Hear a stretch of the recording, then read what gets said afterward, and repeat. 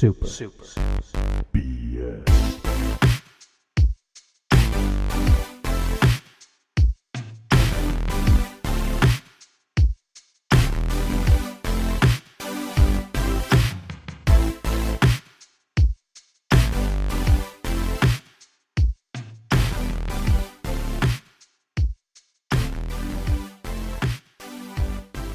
What up, my diddlies? It's Baby Boy Brank here, and I'm joined by...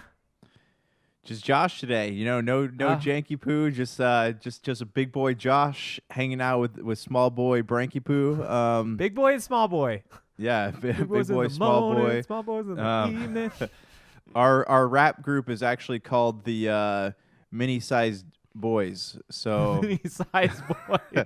so go ahead, where's check the us big out boy today there? on iTunes, SoundCloud. iTunes, That's where you got to have all your Spotify, rapper stuff. Match.com. We're all over the place. Yeah. We're all on SoundCloud, too, which is where you have all your mixtapes. You got to host them on SoundCloud. This is a loaded episode. We got tons of news. I got another quiz to Josh is going to love this quiz. If I remember one thing from last week's quiz, he loved it. He said, I love quizzes. Do you remember saying that? I did, yeah, I think, right? I said that. Yeah, that was the exact, quote me. Your exact wording was, I love Yeah. quizzes. This is the best day of my life. Thank you, Brank. I love you. This is a miracle. Yeah, that was... before. Last week was the pinnacle of my existence. I mean, what more could I ask for? I mean, I knew that's what you love, so I got to do it again. And I knew that's what our listeners love. That's why I have a play-at-home style quiz for you guys. Before we get into gaming, though, I got to talk to you all about Tenet. I saw that last week. You get a chance to watch that? Oh, dang. No, I want to. Well, let me just spoil the ending for you. No, it's cool. It's really cool. It is extremely confusing and is totally like Christopher Nolan's love letter to himself, because it has like a lot of the stuff from his other films. It feels like a mix of like Memento and Inception, but I dig it, man. I think it's really, really cool, and it was fun to see that in a theater with humans. There weren't many there. I know, dude. I can't wait to go back to the theaters. I was actually reading that Mulan has made more money than Tenet, which really makes me sad. I read that also on a site that told people that if they went to the theaters, they would die. So I don't know if I totally trust that source. I know exactly which source. I'm not going to call them out here, but whenever you start other articles with, hey, this is the cost of going to a theater, you may die. You may and die. Then your next... It's like... Yeah, it's like when you go to Sunday school as a kid and they say, don't get pregnant because you'll die. It's the same thing. Yeah. I mean, well, everybody knows you die if you get pregnant. That is that's actually a real thing. But this is false. No, yeah. I mean, like I said, that's fine. But they have been trying to push that. Hey, see, look at Mulan. Did really well. And I'm sure Mulan did great. I did not pay for it. $30 to watch a movie at home is It's not silly. worth it. Yeah, I paid it. I mean, It's not worth it. Yeah, unless they were going to like... unless it came like a steelbook and it was my favorite movie, then yeah, maybe I'd pay $30 to own it both digitally and physically. But to like sell me the rights to watch it on a streaming service that I already have to pay for was, yeah. And it's coming to that service for free in December anyways. So if you have a little bit of patience, it's like, okay. But I know December 4th. There's some kiddos and maybe some Disney loving in your life. So maybe you've got to watch it. But, I did watch, have you ever seen that YouTube guy? He does like pitch stuff, like pitch talk. He makes jokes about it. It's really, really funny. He acts as like a guy who pitches Hollywood videos to himself, or Hollywood videos. Big blockbuster movies to himself. Oh, no, I haven't seen it. I haven't seen it. Oh, he laid out that movie in such a way that I don't know if I can watch it anymore because it just sounds so stupid that I don't know. The way he explained it was like, yeah. And it was honestly my biggest beef. We're going to Mulan deep dive right now. My biggest beef with the trailer, because I didn't watch it, was the witch. Like, they got rid of Mushu, but they added a witch who's also a bird but has talons for hands. It was like the dumbest idea. It's like, oh, we're going to set it's real reality grounded, just totally like a war movie, but there's a witch who's also a bird. Yeah, well, have you read any of the market studies? Bird witches are actually the next big thing in movies. They're the number one. The next big thing. It's going to be huge. I think they were just really trying to go for that bird market, because once they get those birds in the theaters and they're paying for that ticket price, it's like, look here, here's one of our kind. You got that bird human dynamic. Yeah. Everybody's loving that. Exactly. They want to fill those theaters up with as many pigeons as possible. Yeah, what if there's a woman who has a pet bird? What is that pet bird going to watch when she takes it to the theater with her every time? Seriously. This is something they can both enjoy. You can put your parrots on your shoulders and go to the movies. This is something for everybody. We're not excluding people in 2020. Pirates, cat ladies, but with birds, all of those people are just loving this movie. So round of applause, Disney. You did it. What have you been playing? What's the main game? If you had to tell me 2 games you've been playing, I'm sure you've been playing more than that. But tell me about one of those 2 games. I finished, went back to Arkagus Revolution, didn't finish it, but played enough of it to be like, okay, I'm satisfied not being good enough to beat this game. And you wrote that in your review. You said, I did. Whatever the developer is, you suck. I don't need to play this anymore. I actually, I truly loved the game. It disappointed me that I could not disappointed me, but it frustrated me that I couldn't finish it. That was the big, I was like, yes, I love this so much. And then I just could not, I was not good enough to keep playing the game. And that is, bums me out. Maybe I'll go back to it one day, but I just was not as good at video games as I thought I was. I also started Spider-Man. Forgot to tell you that. I started Spider-Man on PlayStation. PS4? Yeah, never played it before. Is this your first playthrough? This is my first playthrough. Oh wow, that game's great. How are you liking it so far? I like it. It's I'm having a hard time. There's so many things, so many buttons, so many button combinations. There's so many things, so I have a hard time remembering what to do sometimes. So I'm really just I'm fighting Kingpin right now, and I'm just kind of jamming buttons down. And so you're at the opening still. That's I think the tutorial is where you're still fighting Kingpin. Right, yeah. So I mean, I'm doing that, and it's fun. I like it. I just can't remember certain things. So I keep dying, but then I go back and do it better. But that being said, I like it. It's super fluid. It doesn't feel clunky at all. It feels good, being outside swinging on those buildings. Yeah, it's a great game. I mean, we're going to talk about it a lot here in the news because it's Sony stuff, which we've already discussed, Spider-Man, Miles Morales, and stuff like that. Yeah. But I just want Uncle Ben as a playable character. That's all. That's mainly what you got to do. You got to go to the wrestling show to fight Bonesaw, okay? That's what they left out of that game. How dare they? Bonesaw is ready. I'll get you for 3 minutes. Yeah, I like how you're worried about the button presses. Probably because Arkagus Revolution, had 3 buttons? You probably had the movement and then some shooting buttons. Yeah, right? I had 3. Well, you use the D-pad to move side to side and back and forth, and then you use the A and C buttons to control where you turn. Okay. And and then you had the middle button to shoot things. So it's I forgot the Sega Genesis controller had a B, and C button. There's A, B, C, X, Y, Z, right? If you have the 6-button one. If you had the 6-button one, yeah. But most games never utilize those extra controls. Yeah, I think I had the 6-button controller, though. Is there any power-ups or anything for Arkagus Revolution, or is it just a roguelike where you just, every time you die, you restart? No, there are power-ups, and there's little permanent power-ups. So after each run, you don't have to restart from scratch. Oh, yeah. Well, there's passwords.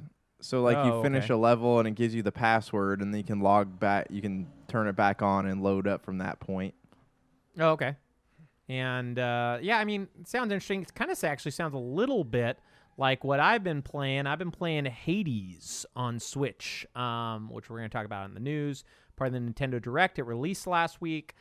Same day as Mario, which is kind of annoying, especially because there hasn't been a lot of Switch games. It's hey, here's the 2 biggest ones probably coming out this year. Same day. Hades is cool. It's a roguelite. There are permanent upgrades you can get from run to run. I've seen 4 weapons. I think there are more, and I finished the first 2 levels. There was a 3rd one I got to. I don't know how many there are for that. I hope there is a way in the future to go to start at say level 2, because I finished level 1 and you fight a boss, and finished level 2 and you fight a boss, and now next time I play it I have to do level 1 and the boss, and level 2 and the boss. Ooh. So it would be nice if they let me skip at some point. Is there no save point on there? Is it just you play straight through it?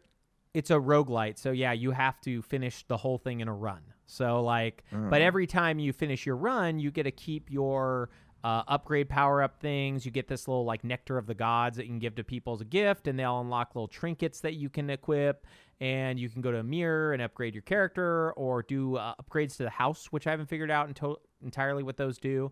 There's a lot of neat things. I really, really love it. I hope I finish it, but like all roguelites, I may fall off before that. You know, I don't know how long this one is.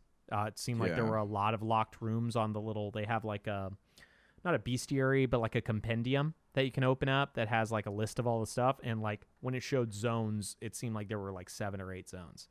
So we'll see, man. It's really, really cool. I'm digging it. Hardcore style. Everybody knows that, like a boss. And I have been playing some Super Mario 3D All-Stars. I've heard that you've been doing that as well. Which one have you played? If so not all of them. I want to play all of them. I started playing Mario 64, and how many stars do you have? 4. Okay. So I haven't played a lot of Mario 64, but yeah, it's weak. So but, yeah. here's one thing that I forgot is eternally frustrating about that game. Yeah. Is the fact that in order to pick things up, you have to hit them at like just the right angle. Like the universe has to align. You know, it has to be like a Thursday, and then you have to, you know. What are you trying to pick up? Like, what's this item that I want to imagine this perfectly. So I am fighting Bomb all right? And I'm showing off for the girls here, and I'm like, check this out. And they're like, oh, you're so good at video games. I'm like, yeah, I know, thank you.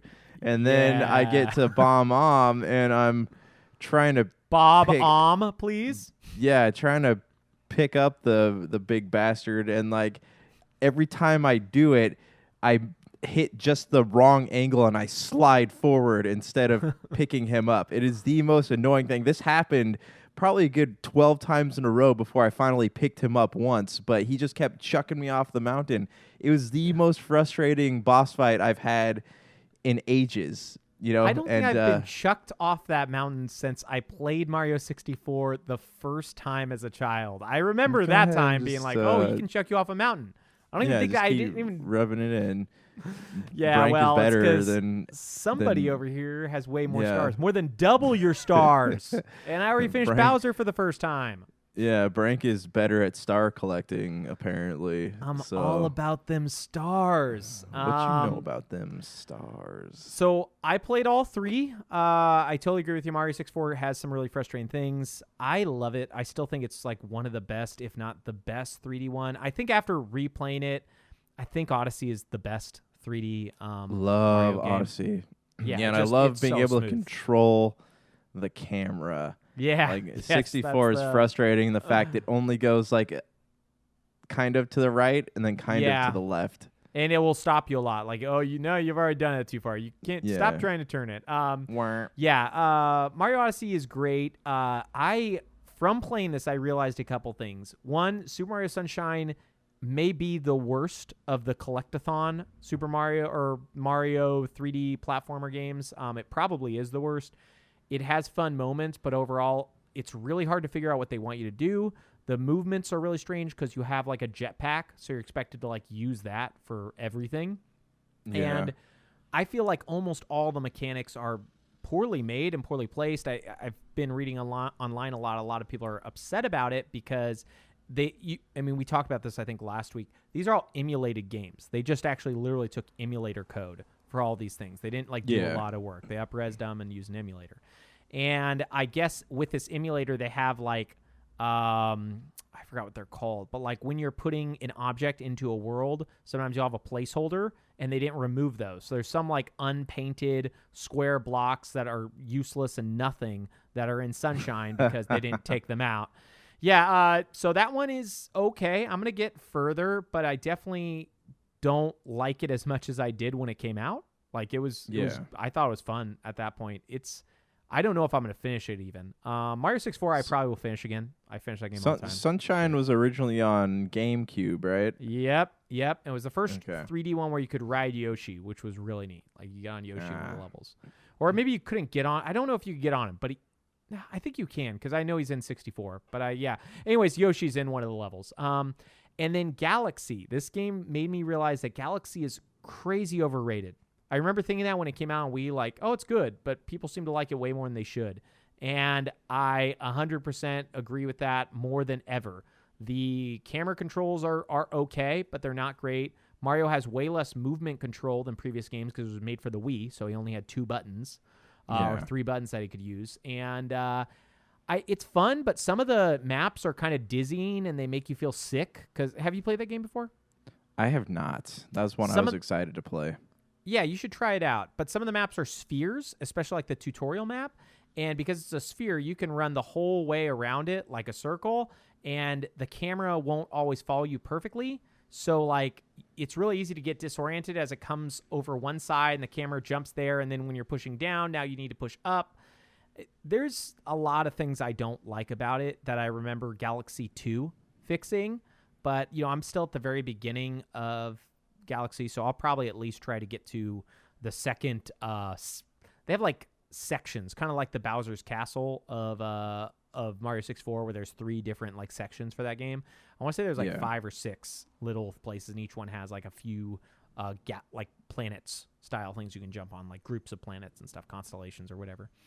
Yeah, man, I like that collection though. It's good. I don't know if it's $60 good. Like my fanboyism for Mario, I think means like, yeah, it's totally worth it. But these games probably should honestly been like $30-$40, like all combined. Because if this would have been the Wii Virtual Console, I paid $10 for Mario 64 back then. This is that same experience, maybe up-res. Borders on the side, all that garbage. Do you think you're going to play a lot more? Yeah, I plan to. I just trying to decide if I want to actually like play through one game before playing another, or how I want to do that. But yeah, I mean, I definitely do plan on going back to it. Do you think you might be able to actually beat the second boss, or is that going to be too hard for you? The tall thwomp. Just depends on if Mario feels like slipping and sliding, Oh, man. Yeah, that guy doesn't throw you. At least you don't have to worry about that. He doesn't throw you off a mountain. He just smashes down you. He smashes you hard, okay? But, yeah, I don't think we actually played a ton of games, but that's fine because we got a ton of news, and we're going to be back real quick. Super BS. Okie doke, we're back with the news. It's here. Boom. Yeah. Okay, so for our actually, let's go from order of, I think, least interesting to most interesting. So let's start with the Nintendo Directs. This isn't chronological order of what we're talking about, but these were kind of interesting. On Thursday morning last week, Nintendo, I guess, had 2 Directs. I didn't watch it, but I think there was one with just Nintendo games and one with Capcom Monster Hunter games, from what I gathered from the internet. They were both crazy early, and I didn't get a chance to check. Did you get a chance to look into any of this or no? I watched the trailer for Monster Hunter. I am interested. Really? Did you play Monster Hunter World? I did play Monster Hunter World. I did enjoy it. It was a nice romp. See, here's my problem with the Switch is that like I love it, and I keep buying all these massive RPGs, like Xenoblade Chronicles. I bought like Pokemon. Well, you're gonna beat Xenoblade next week, right? You said you have all this free time. next week. Yeah, for sure. But like I love like the idea of being able to like sit on an airplane or on a car ride and play these big RPGs. But then I never finish them. I never go back to them because like I don't know why. I just don't do it. So I do want to play Monster Hunter. I am definitely interested in it, but the big question is like, am I going to devote the 50 to 60 hours it's probably going to take to finish the game? And I can say at this point, probably not. Yeah, I'm not a huge Monster Hunter fan. I have World. I played maybe 2 hours of it. It's okay. It's not my game. I think the fact that it's like a pseudo RPG is hard for me. Like the fact that there's no real leveling up and it's all just gear based, which is like not my favorite thing in games. Is just not crazy fun for me. The Monster Hunter Rise, which is the main game, and then there's Monster Hunter Stories 2. Monster Hunter Stories 2, I believe, is a RPG, like a turn-based RPG. They released one on the 3DS. I think it's turn-based. Okay. Let me just so I don't have to... For those listeners out there, okay? All the listeners. For the listeners. I think... Yeah, it's an RPG spin-off. Does not say whether it's turn-based or not, but I'm almost positive that it is. I'm going to watch the whole entire video here right now, give you guys a play-by-play. No, actually, it looks really cool, and I wanted to play it on 3DS, but I never got into my 3DS. Kind of like when it was out, I just kind of was over 3DS at that part. Yeah, I don't know what to say, man. Like those games are for people. People like them. There's like a huge fan base for the Monster Hunter series. It looks like it's turn-based. At least the first one was.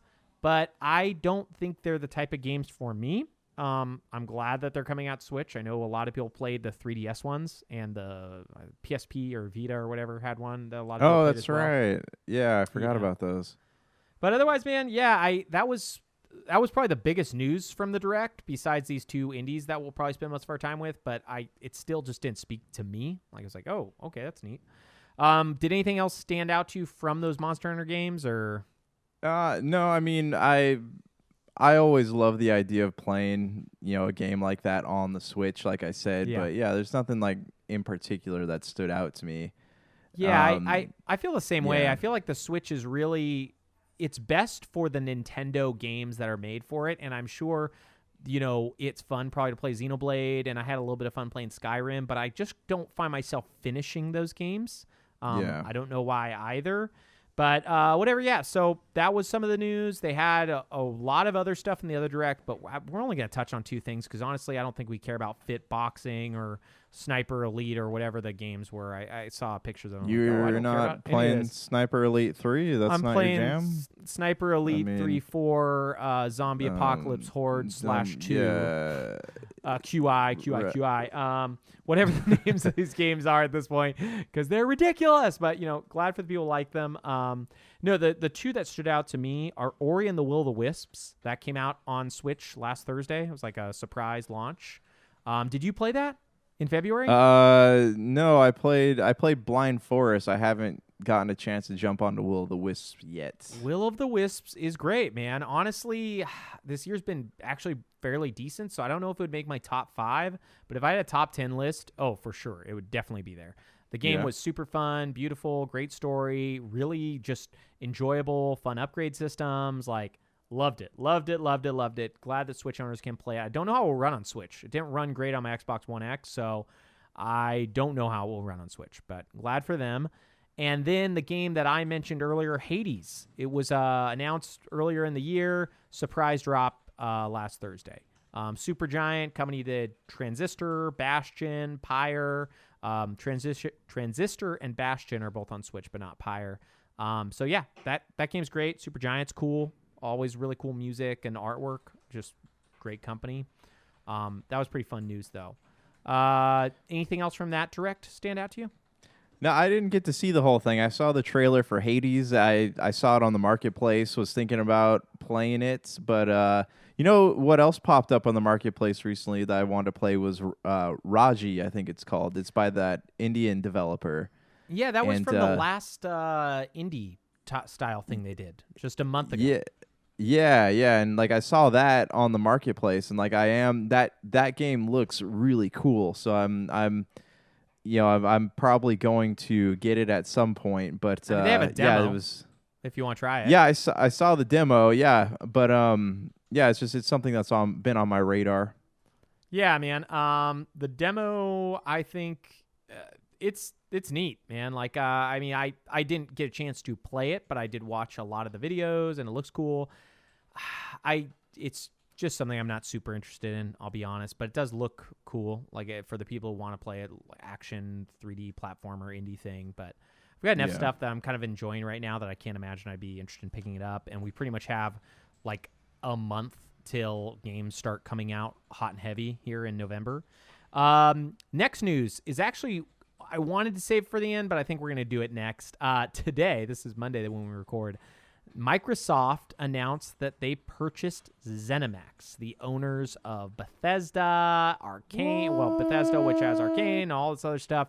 This news is huge. If we didn't have another giant thing from Sony from last week to talk about, this would probably be all we spent time talking about, because this is probably the largest acquisition in gaming ever. I'm trying to think of anything that even rivals this. Microsoft got 8 studios in the purchase. It was like Arcane, id, man, I can't even think of all the other ones. I think maybe they also own the makers of Just Cause. I think that's them. No, it's Square Enix owns those people. I can't remember, man. They have so many studios that they got in this. I'll pull up a list. What did you want to say? You're the one who showed me this today. I actually didn't catch it. So, yeah, it was something I was not expecting when I looked at this morning. Because you think about Bethesda, right? And you're like, oh, they are one of the few game developers that have their own conference at E3. You know, there's like Ubisoft and EA and Bethesda. They're like the giants. You know, they could kind of... You look at them as the titans that will never fold into, being owned by anybody. And then, boom, they become owned by Microsoft. And now you think about, like, how many copies Skyrim has sold on PS4 and how many copies Fallout has sold on PS4. Like, it's almost unfathomable to even think about a company like this being console exclusive. We'll get into that soon, but yeah, it was nuts. So here's a rundown of the studios. It is 8. There's Arcane, the makers of Dishonored, Machine Games, the makers of Wolfenstein, Zenimax Online, the makers of ESO Online, Elder Scrolls Online, Bethesda GameWorks. I can't read the title; it's too small. But the Fallout, Elder Scrolls developers, id, the makers of Doom, Tango Gameworks, the makers of Evil Within, and then these two I don't know, AlphaDog and Roundhouse. I want to say the purchase price was $7.5 billion, if I remember correctly. $7.5 billion. It is enormous, man.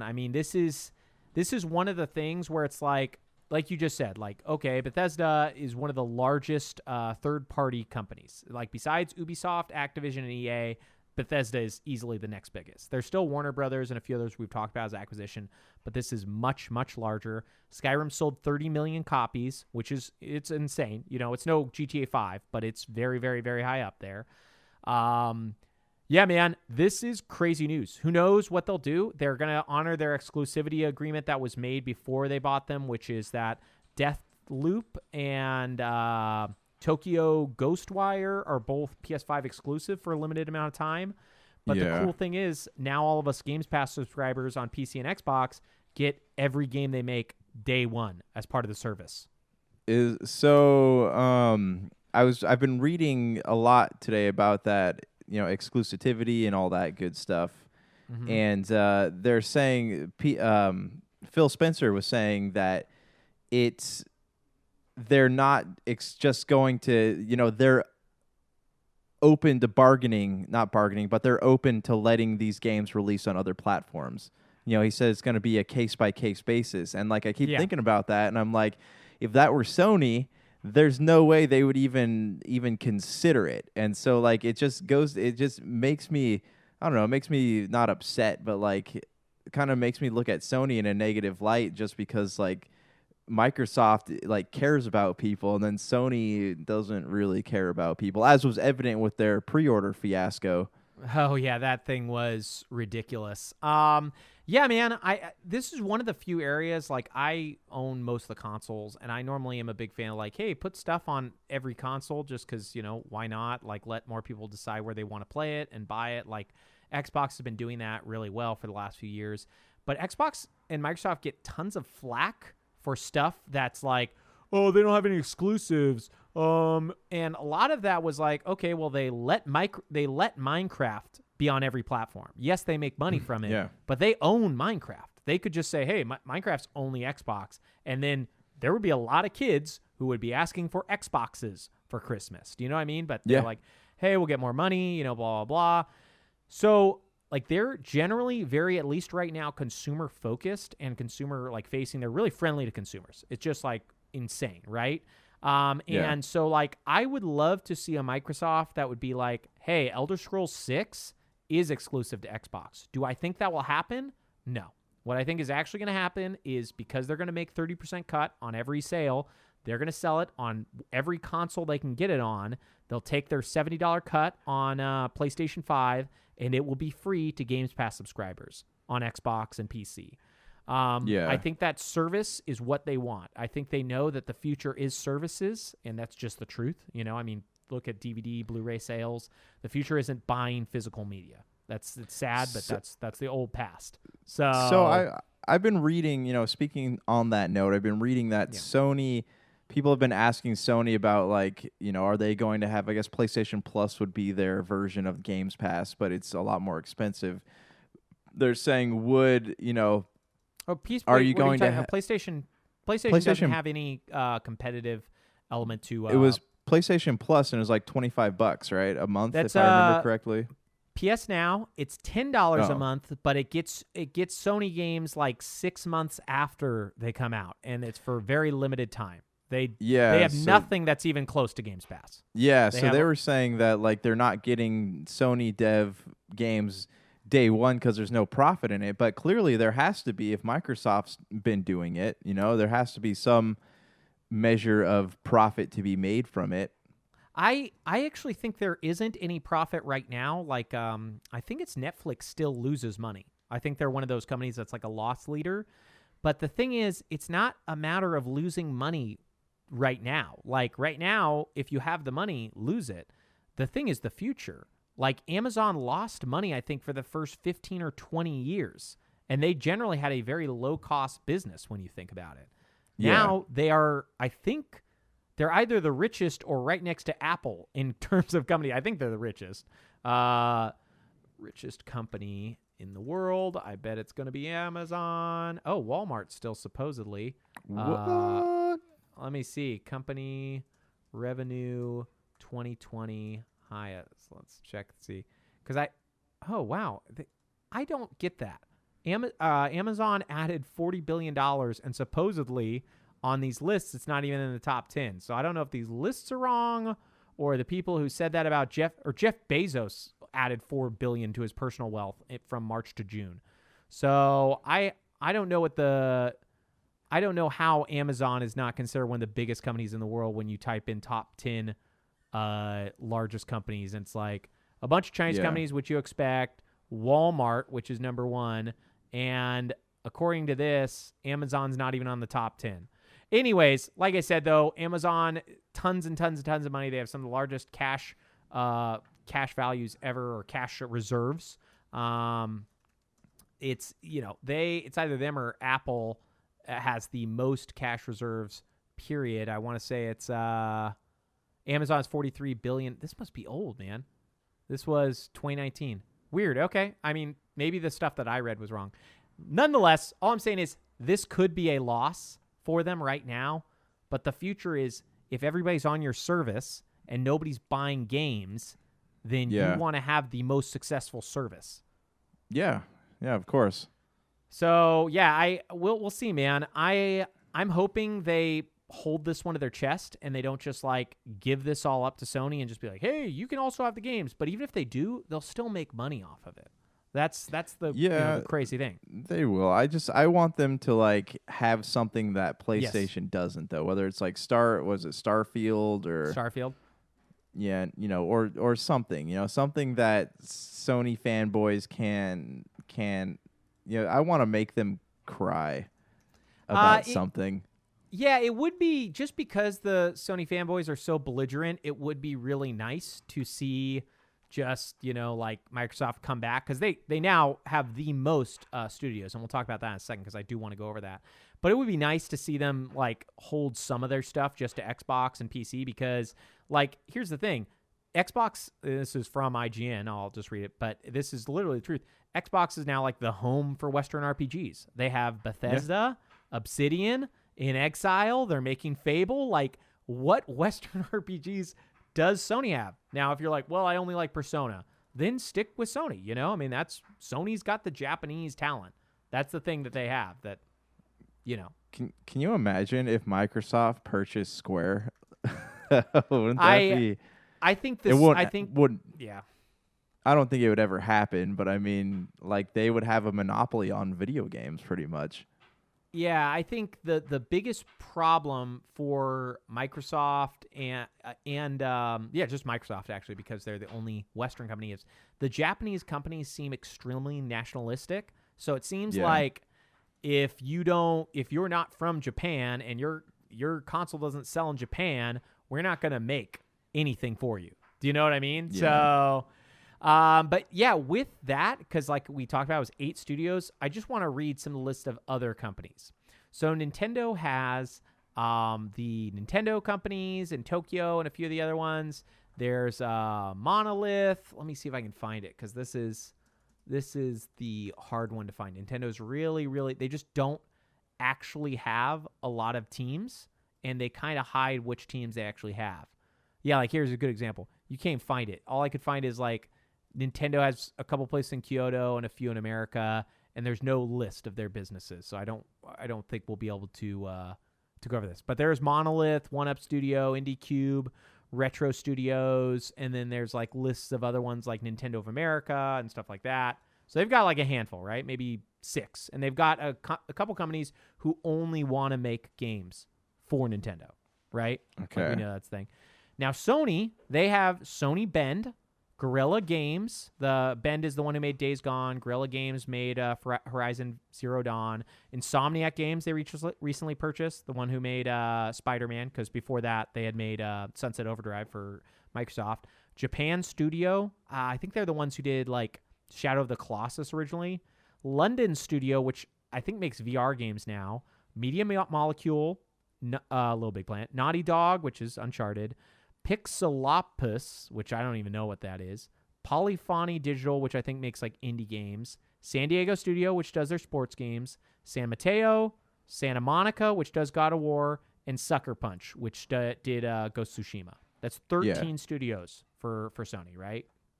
Here's the list of Xbox studios now, Microsoft studios. 343, which now does Halo. Alpha Dog, which does a game called Monstrosity and Wraithborn. I don't even know what that is. Arcane, which does Dishonored and Prey. Bethesda Game Studios, which does Fallout and Skyrim. The Coalition, which does Gears of War. Compulsion Games, which did We Happy Few. Double Fine, which did Psychonauts. The Initiative, which is the new one we haven't even heard from. id, which is Doom and Quake. In Exile, which is Wasteland. Machine Games, which is Wolfenstein. Mojang, which is Minecraft. Ninja Theory, which is Hellblade. Obsidian, which is Fallout New Vegas. Playground Games, which is Forza Horizon. Rare, which is Battletoads, Banjo-Kazooie. Roundhouse Studios, which we don't know about. Tango Gameworks, which is Evil Within. Turn 10, which is Forza Motorsports. Undead Labs, which is State of Decay. World's Edge, which is Age of Empires. Xbox Game Studios, which I think just publishes stuff. And Zenimax Online, which does the Elder Scrolls Online. They have 23 development studios. For all those people who are saying that Microsoft doesn't have any games and have no exclusives, that narrative is going to be changing soon. There is no way that they have 23 studios and no one's going to make games. So let me ask you this then. What do you think that these big buyouts are going to mean for the future of third-party developers? So here's the truth. I mean, you and I both like Microsoft a lot and Xbox, and we both, own PlayStations and enjoy their stuff, and we like Nintendo. This stuff is actually really, really scary from the outside point of view, that we're moving towards crazy monopolies where Microsoft owns all the development studios and Sony owns all, where it's just like 3 large companies. But I am happy for today. That being said, your question is what happens to other third-party studios? Nobody knows, because this thing has opened up the idea, and like this has been rumored that, EA could be bought, Activision could be bought, Ubisoft could be bought. We're creating this, or they're creating this, these circumstances where somebody could have an accidental monopoly over the third-party industry, right? Like Ubisoft could be the only studio left out there, or Square. Sure seems like it. And I don't think Square... I think Square will be the next one to be bought, and I think it's not going to be by Microsoft. I think it's going to be by Sony. I think if there is one company that has made their bed and put it with Sony, then I think it's Square. Square has done a lot of experimental things. That's what they're known for outside of Final Fantasy. They're very experimental with what they make, and I don't think that Sony would give them the freedom to do that anymore. And Sony's pretty good to its development studios. I'm not going to say they're bad, but here's the thing. The reason why I think that Square would go with Sony is look at Avengers. Sony or Spider-Man's only on PlayStation. Look at Final Fantasy 16. Right now, it's only coming to PS5, which we'll talk about soon. Look at Final Fantasy VII Remake. An exclusivity of 1 year, only to PS4. I mean, there's a couple Switch things that they have lined up, but nothing big. Nothing that's like, whoa. Their biggest game was Octopath Traveler, and I think it did okay for them, and they just don't seem to care otherwise. Yeah. I think they might be the next to go. After that, my guess would be either EA or Activision. But it does seem like we're moving to this weird monopoly future where nationalism is a part of the key, right? Like Microsoft is owning almost all of the Western development studios. Yeah. And Sony has like crazy relationships with all the Japanese studios. So we'll see, Sony man. Sony's Japanese, right? Like they're from... They're from Japan. Their actual exec, I think they're like their head of PlayStation is now based out of Europe. He was the Guerrilla's Game guy. I can't remember his name. Or maybe it was Jim Ryan might be the head of Sony now. Sony Interactive Worldwide Initiative or whatever it's called. Yeah, man, that was crazy news. I think in a way that it might even surpass the other news that we have. But really, this other news was big too. PlayStation 5 was finally dated and priced, and they talked about games, and all last week on Wednesday afternoon, PlayStation 5 was revealed for a November 12th launch. $400 for the discless version, $100 less than what I was thinking, $150 even in some cases, and $500 for the one with the disc, which is, I thought it was going to be $600, $550, $600 easy. They are launching November 12th, like I said. They were supposed to have the pre-orders go up the next day after the show, which would have been Thursday, but you can go into it. You can explain to everybody what happened. Well, so they really didn't tell anybody. Like Jeff Keighley had a tweet come out and he said, check your retailers as early as tomorrow, and he didn't make it sound like all of them. Like if you look at the order of retailers putting out pre-orders, I don't even think they knew what it was. Because Sam's Club was like 4 hours late to the party, right? You have and companies I love the Walmart tweet though. Do you remember that one? Let me see if I can find it. It was like the best make you wait to get the new PlayStation 5. Nah, that's not like us. Go on, pre-order it now. That was like, I think 30 minutes to an hour after the presentation. So it started this like pandemonium of like, hey, if you could find it, pre-order it, just whatever happens, happens. It was so chaotic and unorganized. And from what I was reading too, that Sony there's something going on with a lot of like websites like Walmart and Best Buy and all these places to where if your search history didn't yield so many search results for Sony products, they wouldn't let you. It didn't matter what place you had in line, they would not let you pre-order the Xbox. There are people who logged on, or PlayStation, yeah. There are people that logged on like right when the pre-orders went live, and by all means, they should have gotten one, but they sat there waiting for 2 hours, didn't get anything. Yeah, man, this whole thing was botched. I didn't even try. I do have a friend who got one. For me, it's kind of like a weird thing because I think the one with the disk drive looks horrendous, like looks really, really bad. And we still have more to talk about the press conference, but it's $500, but I have a lot of PS4 discs, so I kind of think I should get the disc one. So I'm like in this weird place, and the discless looks much nicer and is $100 cheaper, but I don't know if you saw, they're releasing like literally half of the amount of discless ones as they are doing the ones with the disc drive.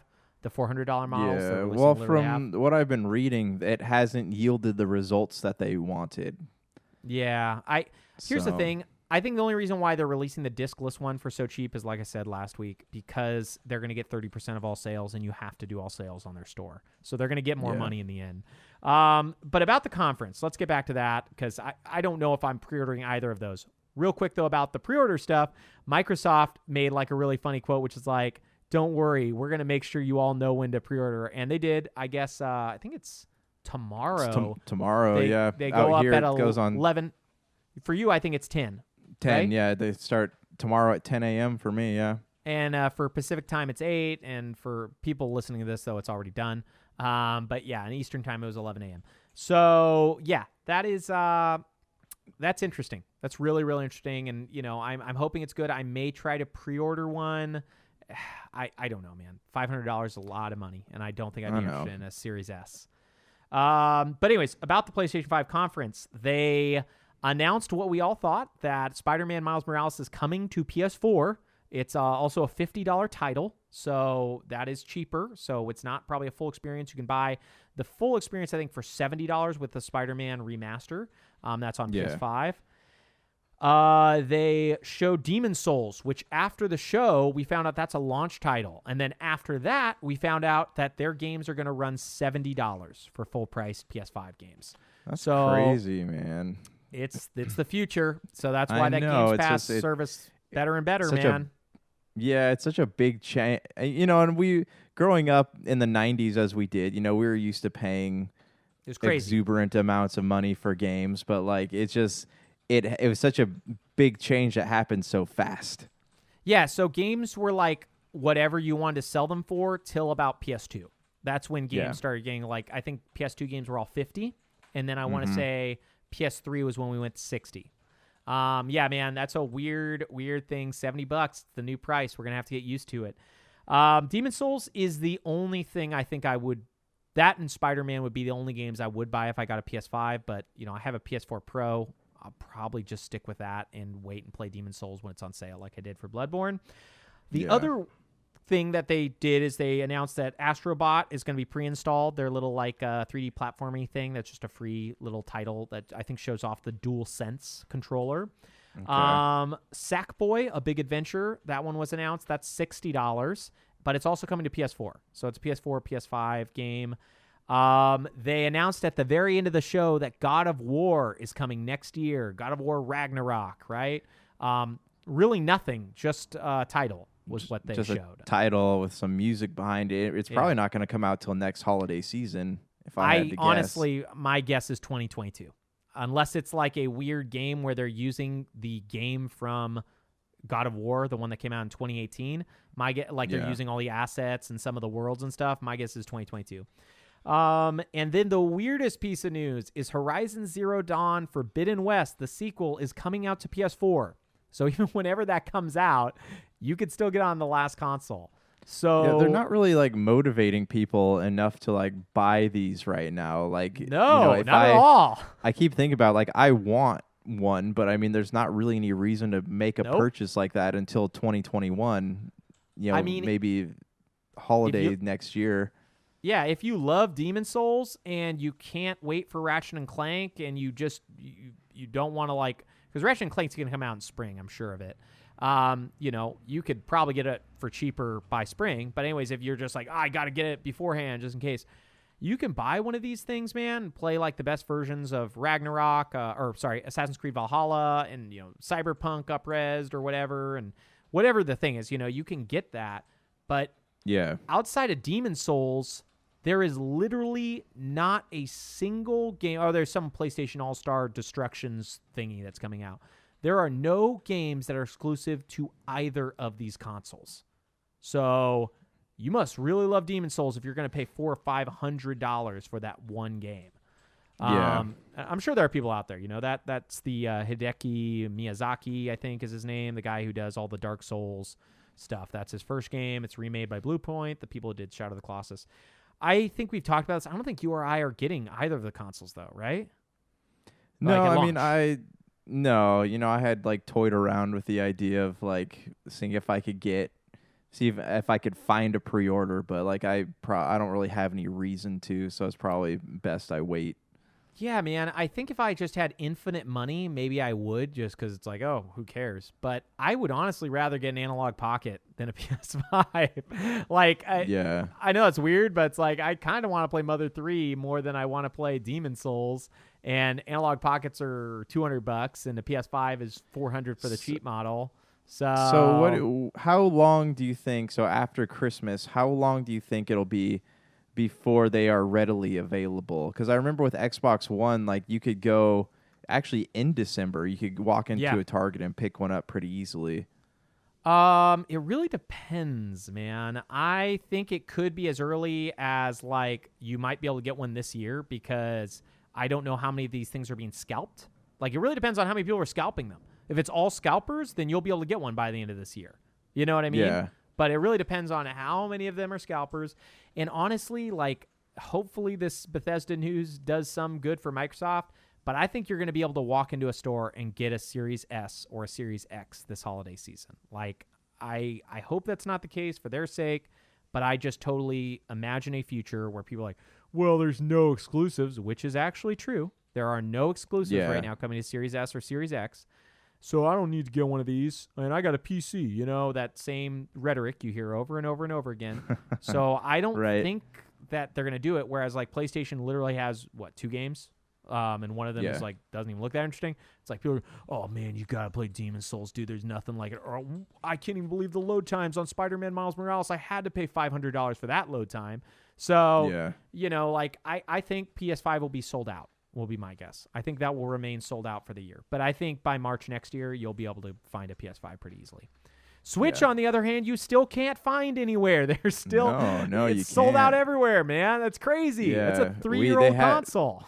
There's a grocery store out here called HEB where that's where everyone goes to get their groceries. It's like a big chain, but they have an aisle of video games, and like they have Switches. I've seen them there, but I guess nobody really goes to HEB to buy video game consoles.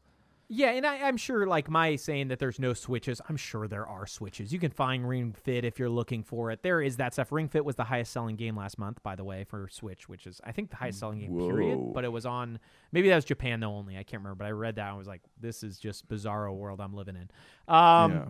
Anyways, because we're kind of getting on the timey time of things, you ready to do the ultimate topic ever, a quiz? Whoa, quiz me. Quiz. Okay, dude. This is to beat your score from last time, which is roughly 30%. You got 4.5 out of 15. Today, I'm only going to give you 5 questions. Total of 5 points. Most of these are odds. Multiple choice. All you have to do is essentially get 2, and you will beat your score from last time. So just think about that. You just got to get 2 questions right. We are doing a PlayStation quiz, okay? Okay, you ready? Yes. Okay. Which of these games was not a launch PlayStation 1 title? Ridge Racer, Rayman, or Crash Bandicoot? Was not. Ridge Racer. Bah! It was Crash Bandicoot. You dingus! Oh, you would think you set me up on that one though. I know. I can't make these too easy. He's a mascot. You'd think that would be a launch title. Nah. He was actually let's see, September 9th, 1996. Let's see when the PlayStation 1 launched. PS1 launch date. I think it was. Oh, you got to type PlayStation because I don't know if you remember, they released this really weird small console called the PS1. Okay, so it looks like the PlayStation console launched in Japan in 1994, but it launched in North America 1995. So Crash Bandicoot came out a year after the PlayStation 1 launched.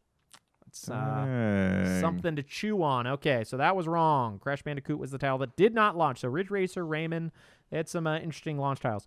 Okay, what was the highest selling PS2 title? Was it Gran Turismo 4, Grand Theft Auto San Andreas, Grand Theft Auto 3, or Final Fantasy X?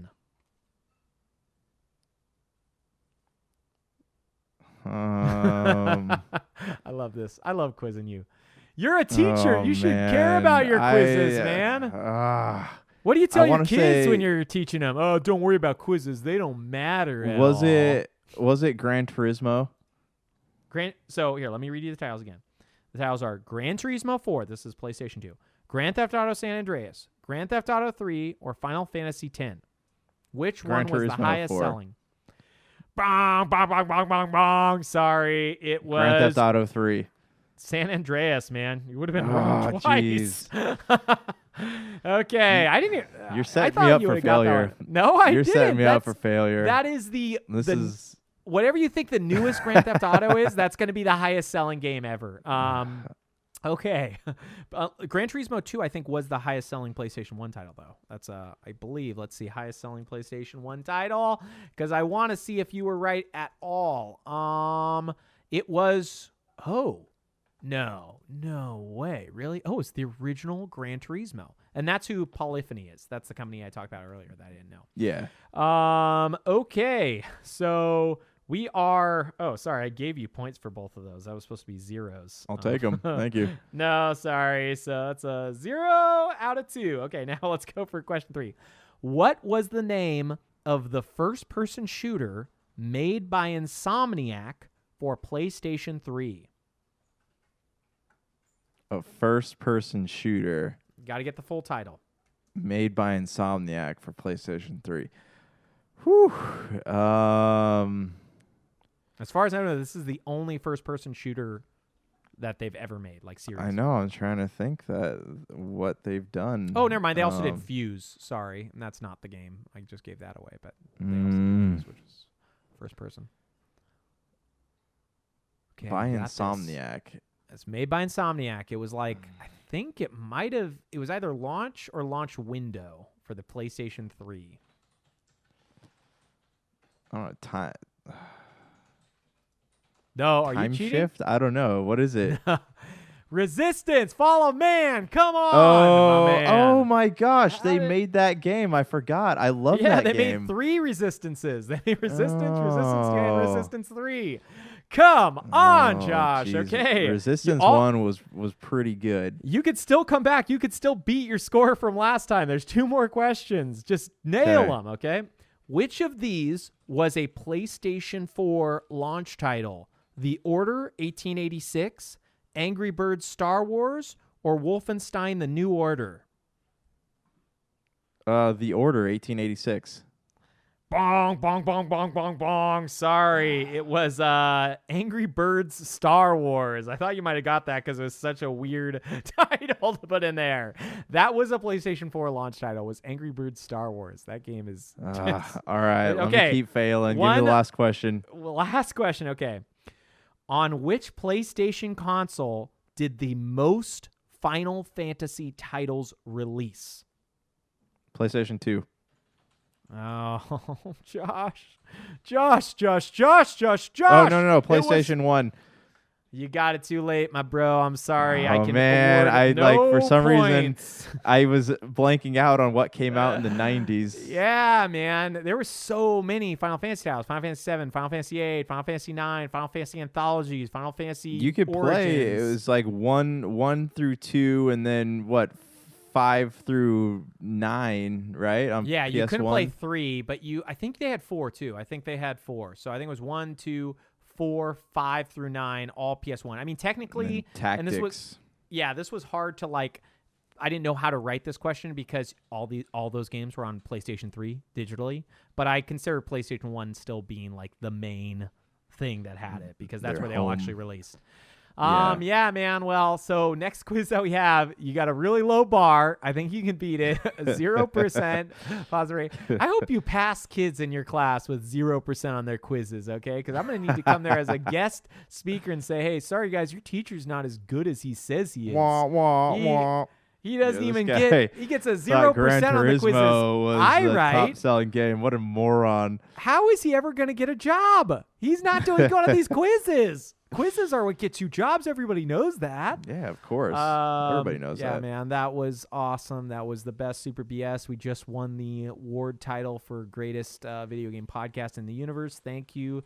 Given to us by all of our non-binary 50-plus listeners. We did it! By the way, we got 3 new listeners. We thank you. Please rate and review on iBack or wherever you can find us, SoundCloud, Match.com, all the places. Don't go to Anchor. If you go to Anchor, I swear. If Anchor listens to this, please. I was joking. That was a joke. Okay, my dude, anything else you want to add before we hit the road? That's it, man. That's Peace all. be with you. Peace be with you, my bro subs. Blessings of the animals upon you. Amen. Oh, yeah.